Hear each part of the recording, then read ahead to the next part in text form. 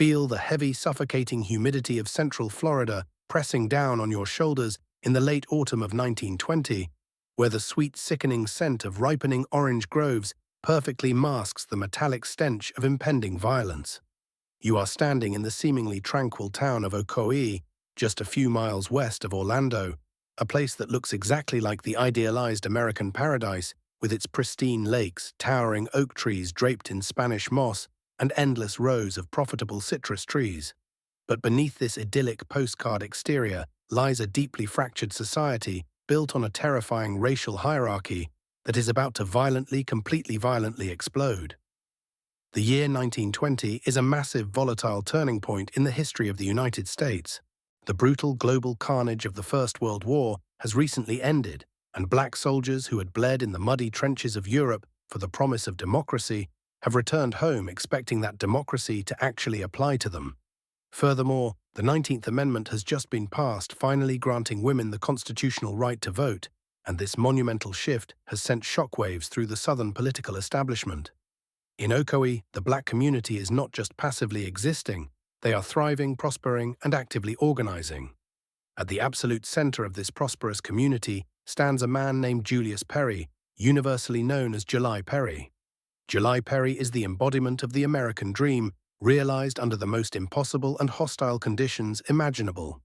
He is a brilliant, wealthy, and deeply respected black businessman who owns massive tracts of highly valuable land, sprawling citrus groves, and a beautiful home.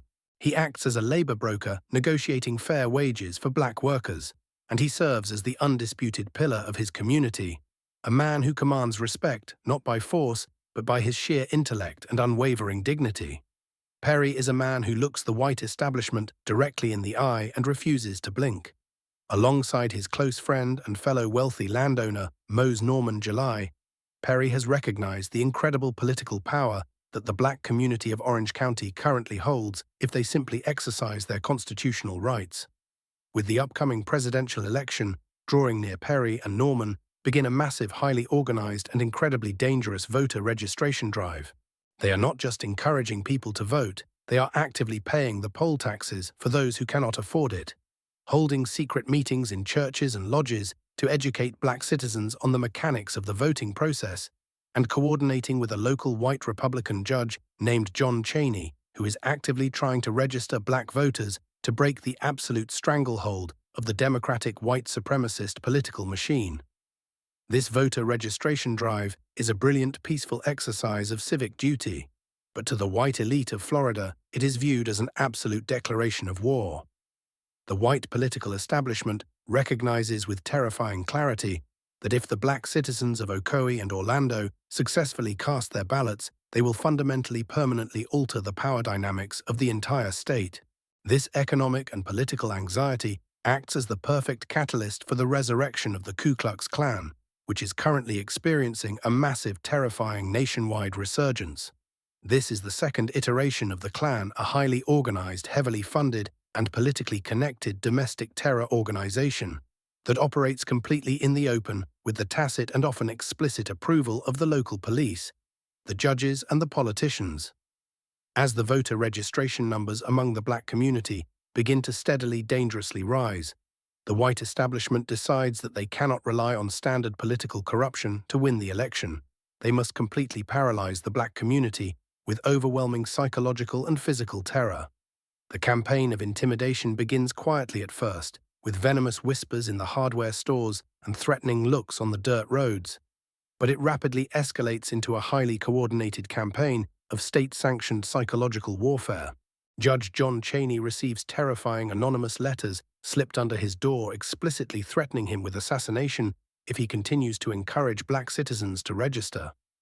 July Perry and Mose Norman are targeted with even greater ferocity, receiving chilling warnings that they will be lynched from the very oak trees that shade their beautiful homes if they do not immediately cease their political organizing.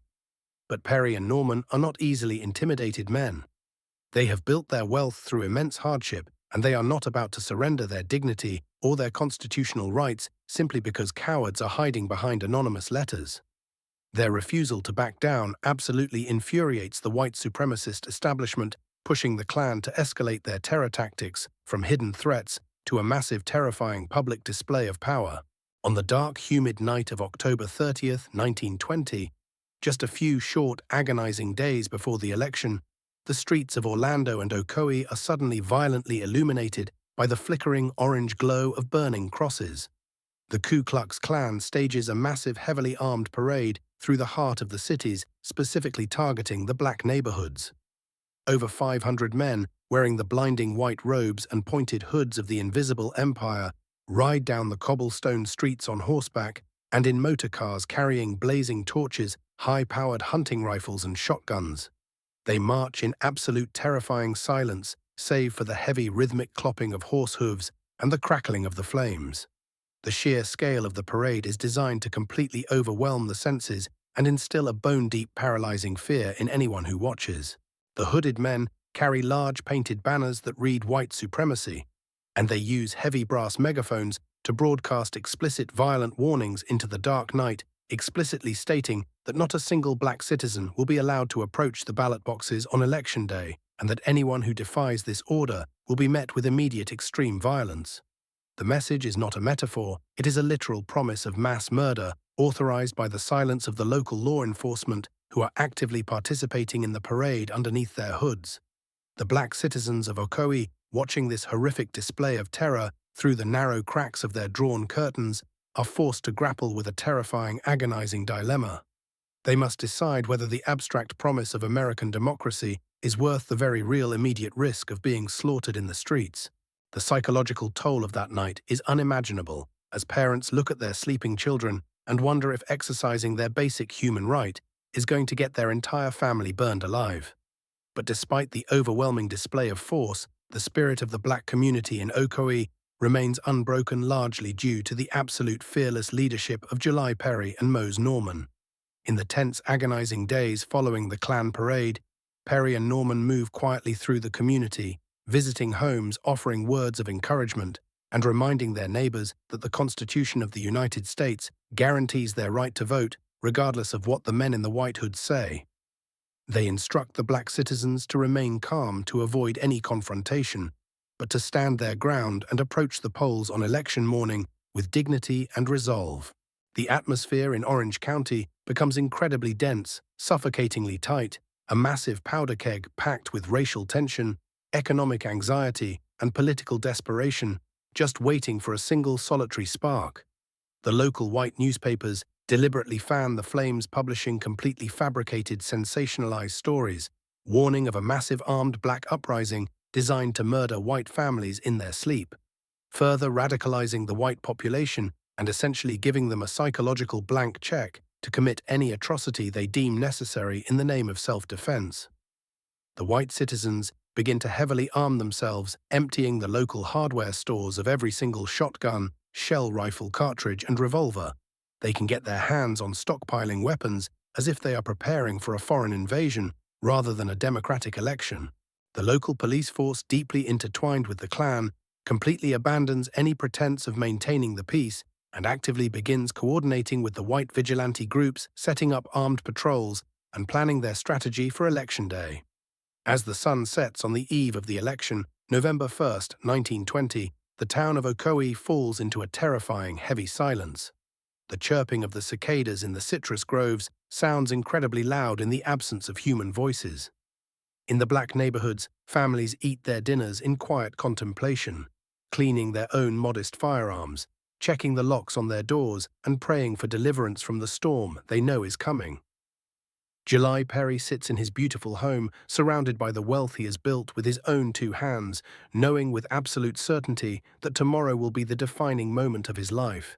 He knows that the white establishment will never willingly allow the black community to vote, but he also knows that if they submit to the terror, if they stay home and surrender their rights, they will forever remain second-class citizens, trapped in an endless cycle of subjugation and fear. He makes the conscious, incredibly brave decision that he will fight the system, he will protect his people, and he will exercise his constitutional rights, even if it costs him absolutely everything.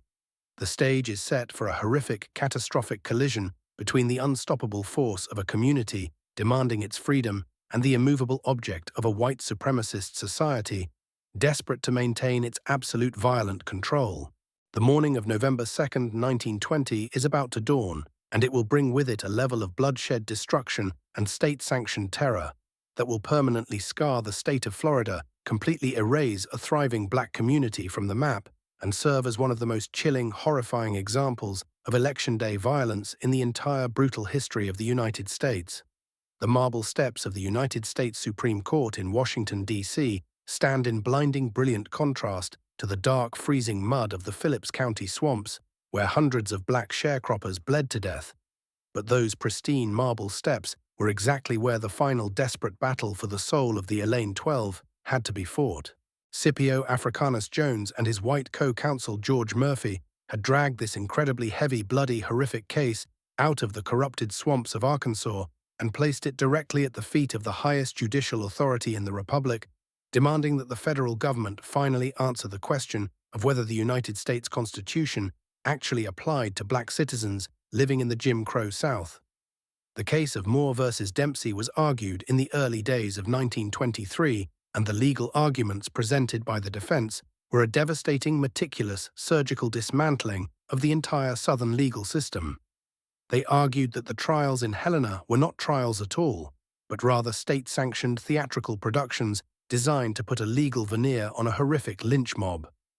They explicitly detailed the medieval torture, the electric shocks, the whippings, the suffocating formaldehyde rags used to extract completely fraudulent confessions from terrified innocent men. They described the courtroom in Arkansas packed to the absolute brim with heavily armed white supremacists openly threatening to murder the judge, the jury, and the defendants if the electric chair was not immediately prescribed. The state of Arkansas, arrogant and deeply confident in the historical precedent of federal non-intervention, sent their lawyers to Washington to essentially argue that the federal courts had absolutely no right to interfere with state criminal proceedings, regardless of how corrupt or violent those local proceedings might have been. The entire nation, particularly the black population, which had been battered and terrorized by the Red Summer of 1919, held its collective breath waiting to see if the Supreme Court would once again abandon them to the mob, just as they had done decades earlier after the Colfax Massacre. But history does not always repeat its darkest chapters, and on February 19, 1923, the Supreme Court handed down a monumental, earth-shattering decision that fundamentally permanently altered the trajectory of American civil rights law. Justice Oliver Wendell Holmes, Jr., writing for the majority, delivered a blistering historic opinion that completely validated everything Scipio Jones had risked his life to expose. The Supreme Court ruled that a criminal trial dominated by a violent mob is a complete and absolute violation of the Due Process Clause of the 14th Amendment. Justice Holmes explicitly stated that if the state courts fail to correct such a blatant, horrific miscarriage of justice, it is the absolute duty of the federal courts to intervene and secure the constitutional rights of the defendants. The convictions of the Elaine 12 were completely overturned. The highest court in the land had essentially looked at the Arkansas justice system and declared it to be a massive, violent fraud. It was an unprecedented legal miracle, a monumental victory for the NDAACP, for Scipio Jones, and for the 12 terrified men sitting on death row who had survived unimaginable torture and endless months of psychological agony waiting for the electric chair. However, winning a Supreme Court decision in Washington does not magically open the heavy iron doors of a Southern penitentiary, and the white power structure of Arkansas was absolutely furious, humiliated, and incredibly dangerous in the wake of their massive legal defeat. They still desperately wanted the blood of the Elaine 12, and Scipio Jones knew that if the men were simply released into the streets of Little Rock or Helena, they would be immediately violently lynched by waiting mobs before they could even reach the city limits. What followed was a tense, agonizing, incredibly dangerous multi-year process of high-stakes political negotiation, backroom deals, and legal maneuvering. Jones, operating with the brilliant strategic mind of a grandmaster, slowly, meticulously negotiated the release of the men, navigating an incredibly hostile political landscape where a single misstep meant certain death for his clients. He managed to secure reduced sentences, pardons, and commutations, eventually quietly slipping the men out of the penitentiary one by one in the dead of night, smuggling them onto northbound trains out of the state of Arkansas forever. By 1925, against absolutely impossible, terrifying odds, Every single one of the Elaine 12 was a free man walking the earth, having survived a massacre, a torture chamber, and the electric chair. But this legal triumph, as monumental and historic as it is, cannot possibly erase the profound, devastating tragedy of what was completely permanently lost in the muddy cotton fields of Phillips County. The 12 men survived, but their lives were completely destroyed. They were banished from their homes, stripped of their property, and forced to live the rest of their days looking over their shoulders. And what about the hundreds of black men, women and children who did not survive, who were hunted down in the canebrakes, shot in the back by federal troops, and dumped into the dark waters of the Mississippi River? There was absolutely no Supreme Court case for them. There were no brilliant lawyers pleading their cause, and there was absolutely zero justice. Not a single white planter, not a single violent deputy, not a single federal soldier was ever charged, arrested, or forced to answer for the mass murder of American citizens on American soil. The white elite of Arkansas kept their massive plantations. They kept their absolute economic dominance. They successfully crushed the Progressive Farmers and Household Union of America, and they sent a terrifying, unmistakable message to the black sharecroppers of the Delta that demanding economic equality was a crime punishable by total annihilation. The Elaine massacre achieved exactly what its orchestrators intended it to achieve. It maintained the brutal system of debt peonage and racial subjugation for generations to come. And then the final, most insidious, violent act of the massacre was implemented: the complete, systematic, deliberate erasure of the event from the pages of American history. The white authorities and the deeply compromised Southern historians went to work completely scrubbing the blood out of the textbooks. They did not record it as a massacre. They recorded it as the Elaine race riot, deliberately shifting the blame onto the black victims, falsely framing it as a chaotic event where both sides were equally culpable, completely ignoring the fact that it was a highly organized, heavily armed, state-sanctioned military assault against a defenseless population. For nearly a century, the true story of the torture, the mass graves, and the heroic legal battle of Scipio Jones was buried, completely hidden from the children who grew up walking on the very soil where their ancestors were slaughtered. This historical erasure is not an accident. It is not a mere oversight. It is a highly calculated, incredibly effective weapon of psychological warfare. If you can completely erase the memory of a people's resistance, if you can make them forget the blood that was shed to secure their rights, if you can rewrite the villains as heroes and the victims as criminals, you can completely control the future by paralyzing the present.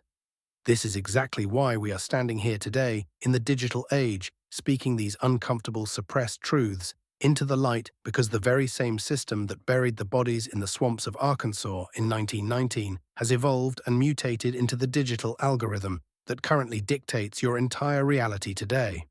The system no longer needs to use lynch mobs and federal troops to keep you docile and controlled. It simply uses endless streams of mindless entertainment, manufactured political outrage, and highly addictive, completely empty content designed specifically to keep your brain numb, your eyes glazed over, and your spirit entirely broken. The algorithm is the modern equivalent of the Jim Crow propaganda machine. It wants you distracted. It wants you arguing with strangers over meaningless, superficial garbage. And above all else, it wants you to be completely historically illiterate. It knows with absolute certainty that a population that does not understand the horrific, brutal reality of its own history is a population that is incredibly easy to manipulate, divide, and conquer. When you do not know about the Elaine massacre, when you do not know about the Colfax massacre, or the Wilmington coup, you lack the necessary historical context to recognize the exact same patterns of systemic oppression, voter suppression, and state-sanctioned violence when they are happening right in front of your face in the modern world. The people who built the system rely completely on your apathy. They pray that you will just keep scrolling, that you will click away when the story gets too heavy, too dark, or too real. They want the ghosts of those murdered sharecroppers to stay completely silent, buried under a mountain of digital noise. But history is not a dead, static thing. It is a living, breathing, violent current that flows directly through your veins. The resilience, the unimaginable courage, the absolute refusal to surrender that Scipio Jones and the Union organizers displayed in the face of absolute terror, that is your inheritance. It belongs to you, but only if you are willing to reach out and violently claim it.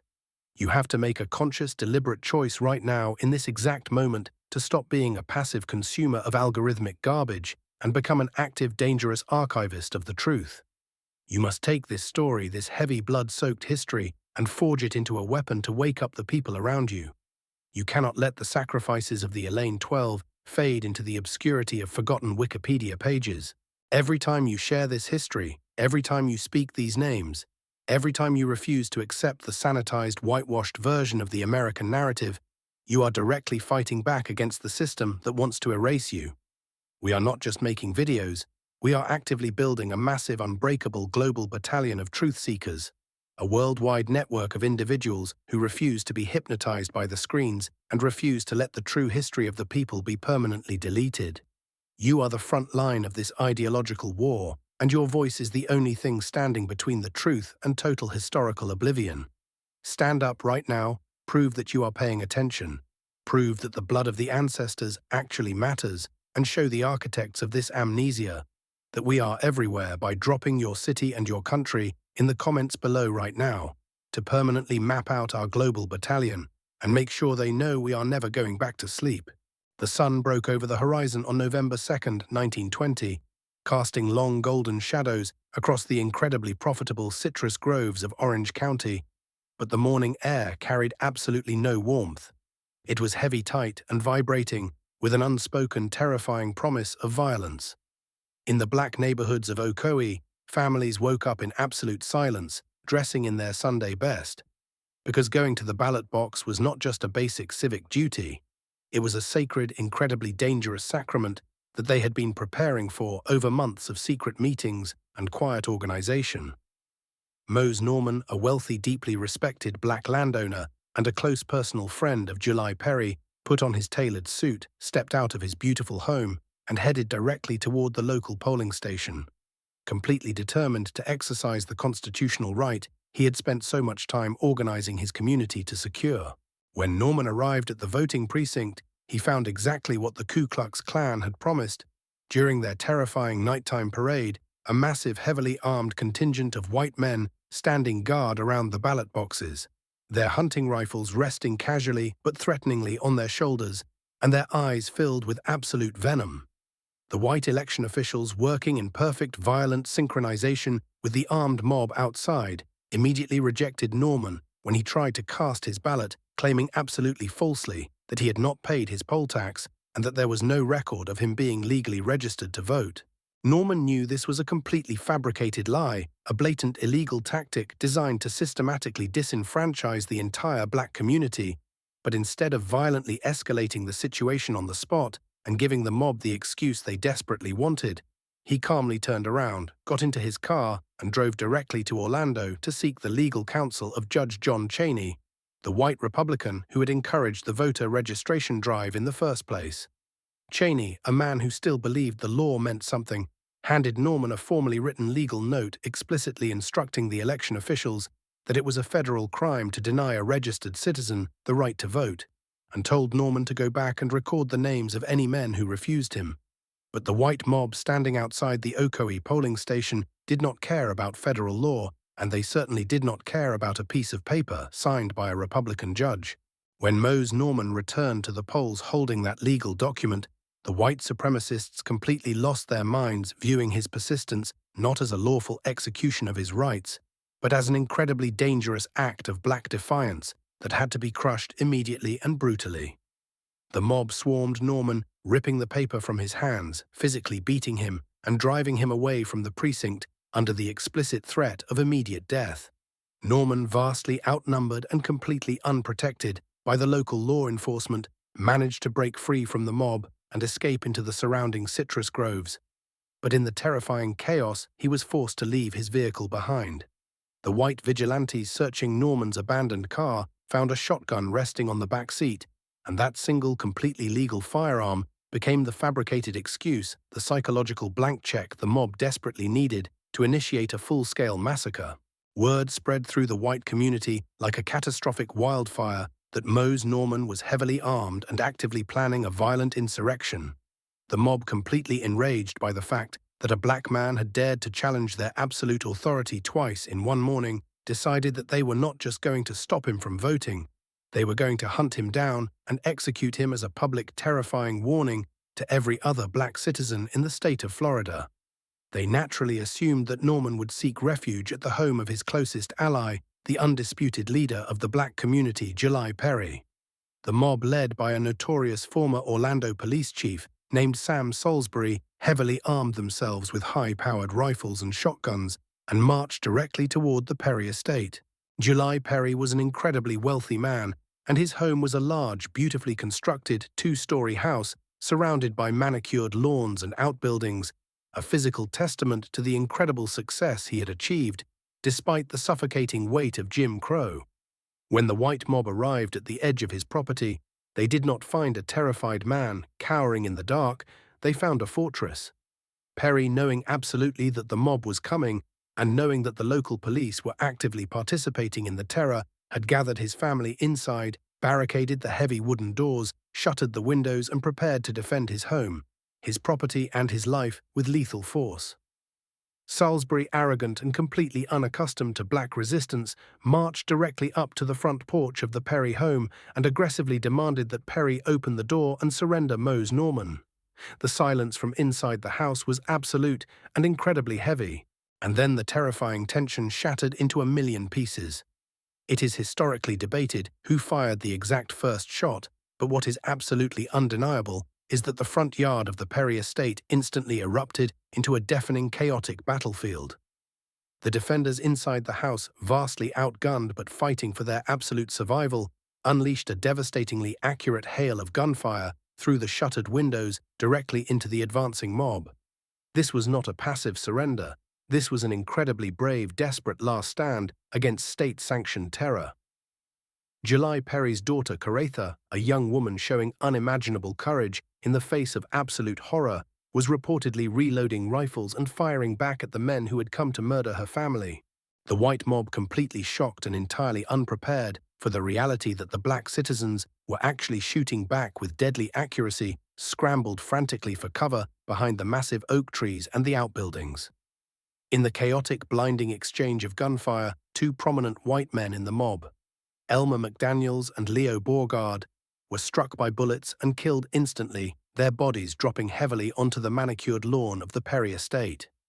The death of these two white men at the hands of black defenders sent an absolute shockwave of pure, unadulterated homicidal rage through the white supremacist ranks. The mob temporarily retreated, dragging their dead with them, but they were not giving up. They were simply falling back to call for an overwhelming, terrifying level of reinforcements. The violent, terrifying reality of what was happening in OCOEE was rapidly transmitted across the entire Central Florida region via telephone and telegraph.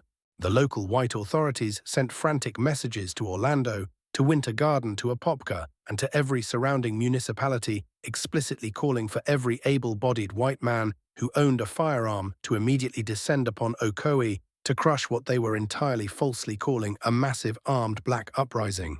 The response was immediate and overwhelming.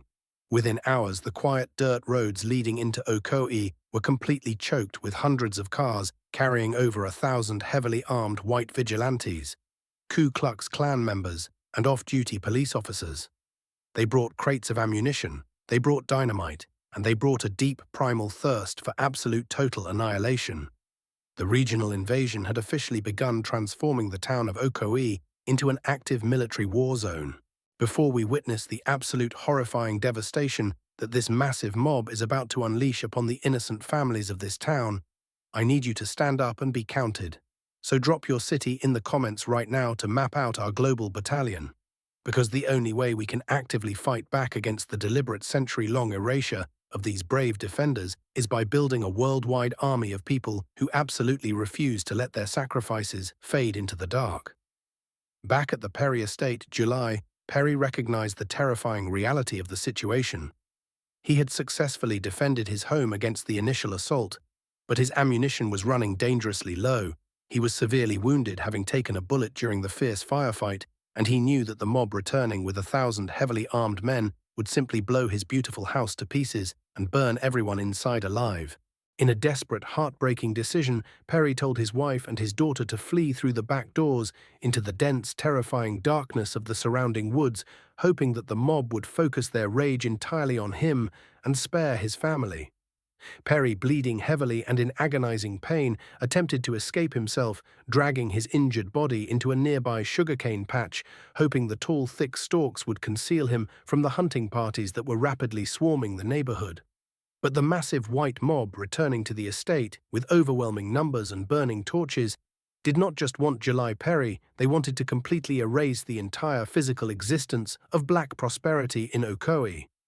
They surrounded the Perry home, and finding it empty, they doused the beautiful wooden structure in kerosene, set it ablaze, and watched with violent satisfaction as the symbol of black economic success burned entirely to the ground.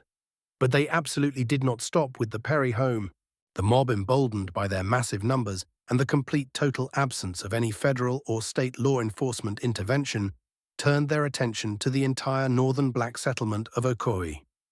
The violence that followed was not combat. It was a systematic, heavily armed campaign of ethnic cleansing designed to permanently remove every single black citizen from the town. The white vigilantes moved from house to house, from street to street, kicking down doors and throwing burning torches into the homes of innocent black families who had absolutely nothing to do with the shootout at the Perry estate, and who were simply trying to sleep through the nightmare. Families who were trapped inside were forced to make the impossible choice of burning to death in their own beds or running out of their homes into the blinding, chaotic crossfire of the mob. Men, women, and children were shot indiscriminately in the back as they ran screaming toward the relative safety of the swamps. The mob explicitly targeted the black churches, the fraternal lodges, the schools, completely obliterating the entire social and economic infrastructure of the community in a blinding storm of fire and lead. The night sky over Orange County glowed a terrifying bright orange, visible for miles around a grotesque, horrifying monument to the absolute unchecked power of white supremacy in the Jim Crow South. The exact number of black citizens murdered, read in the burning streets of OCOEE that night, will never be officially known, because the people committing the mass murder were the exact same people writing the historical and police records. Some conservative estimates suggest 30 people were killed, while oral histories and modern investigations claim the number is closer to 60 or even 80 innocent lives lost in a single night of terror. Bodies were reportedly thrown into hastily dug mass graves. They were dumped into the nearby dark lakes to be eaten by alligators, and they were consumed entirely by the raging infernos of their own burning homes, leaving absolutely no physical trace behind. The black residents, who somehow miraculously managed to avoid the bullets and the flames, fled blindly into the dense, treacherous swamps of central Florida, just as the citizens of Wilmington and Elaine had done before them, hiding in the freezing mud, listening to their entire world being burned to ash and knowing that they could never return. But the white mob's thirst for blood was still not satisfied, because they had not yet found the man they held entirely responsible for their humiliation and the death of their two comrades. They deployed tracking dogs, heavily armed search parties, and bright lanterns scouring the sugarcane patches and the citrus groves, meticulously looking for the blood trail of July Perry. They eventually found him bleeding, exhausted, and completely unable to fight back, hidden deep in the tall cane. The mob did not kill him immediately in the field, because a simple bullet in the dark was not enough to send the terrifying psychological message they wanted to engrave into the soul of the entire state of Florida. They dragged Perry out of the field, bound his hands tightly with coarse rope, and threw him into the back of a car, transporting him to the Orange County Jail in Orlando, ostensibly for his own legal protection, but in reality setting the perfect stage for a horrific public execution. The jail was nothing more than a temporary holding pen for the mob's ultimate horrific design. A massive crowd of furious white citizens had already gathered outside the jail facility, demanding the keys, demanding the prisoner, and demanding a public lynching. The local authorities, completely complicit in the terror and deeply intertwined with the Ku Klux Klan, put up absolutely no resistance, allowing the heavily armed vigilantes to simply walk into the jail without firing a shot, drag the severely wounded July Perry out of his cell, and tie him to the back bumper of a car. They dragged his battered, bleeding body through the streets of Orlando, an incredibly wealthy, prominent black leader being tortured in broad daylight by a mob of his own neighbors. They brought him to a large oak tree directly near the home of Judge John Chaney, the very Republican judge who had tried to help the black community register to vote, using Perry's body as a direct violent threat against anyone who tried to challenge the political status quo. They threw a thick hemp rope over a sturdy branch, tied the tight noose around Perry's neck, and hauled him into the air to suffocate. But they were still not finished with their performative cruelty. To ensure that the message of absolute total terror was impossible to misunderstand, the mob riddled his hanging body with hundreds of bullets, completely destroying his physical form and leaving him twisting in the humid Florida breeze as a grotesque, horrific warning to any black citizen who might ever dare to believe that the Constitution of the United States actually applied to them.